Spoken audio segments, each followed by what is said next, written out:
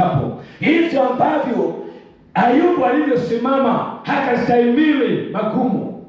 Ukiwa na nguvu utastahimili magumu. Ukiwa na nguvu hautaenda vile watu wanavyokuambia. Ukiwa na nguvu hautaenda vile watu wanavyoenda. Hautataka kufuata mambo yao, hautataka kufuata ushauri wao, maana wewe uko na nguvu ndani ya maisha yako. Mtu aseme amen. Haleluya.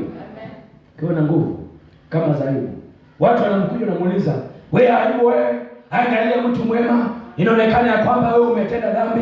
Kupitia katika haleluya, kupitia ndani ya shida hakumaanishi ya kwamba umetenda dhambi. Usijaribu kujitetea kwa sababu unapitia kwenye shida, kuonyesha watu kwamba mimi ni mkamilifu, mimi niko sawa, sijafanya makosa. Bwana Yesu asifiwe.